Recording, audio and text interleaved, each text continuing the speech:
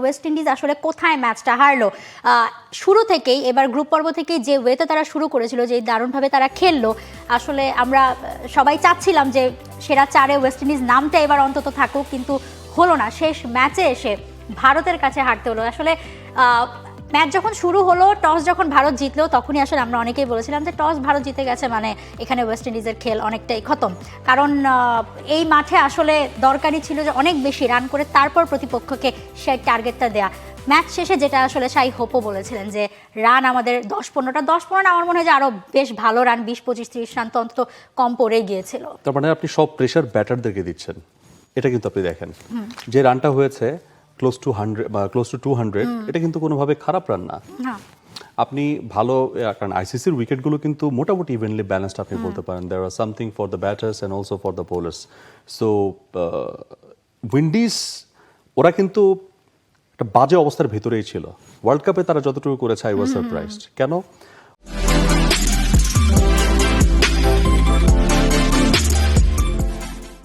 Windies এর আগে world কাপে আসার আগে আফগানিস্তানের সাথে তারা টি-20 সিরিজ খেলেছে, হেরেছে আফগানিস্তানের সাথে।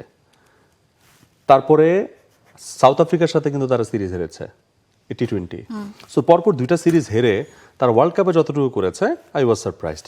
হ্যাঁ, উইন্ডিজের আপনি যদি ব্যাটিং ডেপথ আপনি আমাকে অ্যানালাইসিস করতে বলেন বা আপনি অ্যানালাইসিস করেন, তাহলে এখানে কোনো কথা হবে না, কোনো কথা হবে না। কিন্তু হোয়াট অ্যাবাউট বোলিং? টি-20 ওয়ার্ল্ড কাপে জিততে হলে আপনি যদি ম্যাচ জিততে চান, যদি আপনি বড় ফেজ আপনি জিততে চান, ক্রিটিক্যাল ফেজ আপনি যদি উইন করতে চান, ইউ নিড বোলার্স। বোলাররা ম্যাচ জেতায়, ব্যাটসম্যানরা রান দেয়। হ্যাঁ, বোলাররা ম্যাচ জেতায়। ওই সিচুয়েশনে একটা জাসপ্রীত বুমরা আপনার লাগবে, ঠিক আছে? একটা আপনাকে ভালো স্পিনার আপনাকে লাগবে।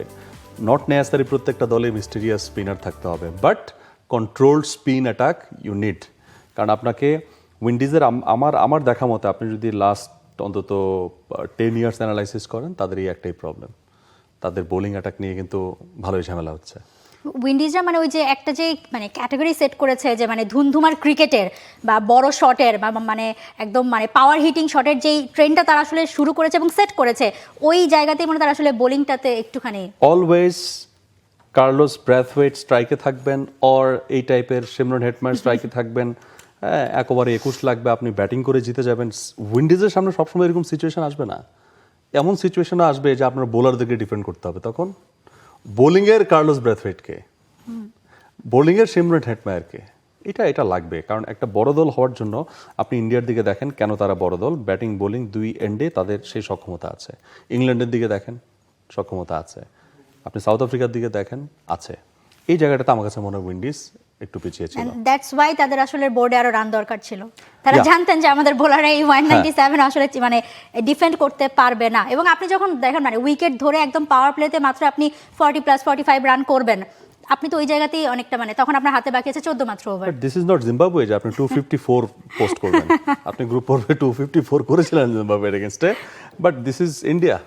সো আপনাকে এটা মাথায় রাখতে হবে। They have Jasprit Bumrah, they have Varun, they have Arshdeep, who are quality bowlers. আপনাকে অত রুম দিবে না যে আপনি পিটায় ছাতু বানায় ফেলবেন।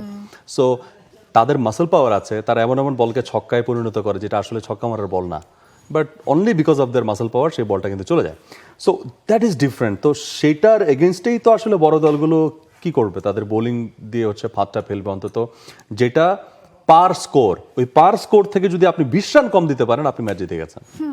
ওই উইকেটের পার স্কোর কত? 210। আপনি যেটা বললেন আর একটু রান হলে ওইখানেই তো হচ্ছে মেইন কারিশমাটা। ইন্ডিয়া তো সেই জায়গাটাতেই খেলটা দেখিয়ে দিল। তা অবশ্যই। তবে আবার সামসু স্যামসন যদি নাও দাঁড়াতেন কি হতো? হ্যাঁ, ইন্ডিয়ার আসলে একজন না দাঁড়ালে আরেকজন দাঁড়িয়ে যায়। তবে স্যামসনকে যদি আনার এবং ওই সাহসটা না করতেন গম্ভীর, বা ওই টিম ম্যানেজমেন্ট যদি না করতো, I really have a doubt এই জায়গাতে। এবং আরেকটা নাম কিন্তু ভুলে গেলে হবে না, শিবম দুবে। ইম্পর্টেন্ট, ক্রুশাল ওই দুইটা বাউন্ডারি, এটা ছাড়া কিন্তু আপনি 97 রান হয়ে যেত। একদম, ওই দুইটা বাউন্ডারি আসলে ওর 97 এর সমান কাজ করে দিয়েছে যখন যেটা দরকার ছিল আসলে সেটাই। For more updates, subscribe to our YouTube channel and click on the bell icon. Follow us on Facebook and Instagram. Download T-Sports app to enjoy exciting games and highlights. Visit tsports.com.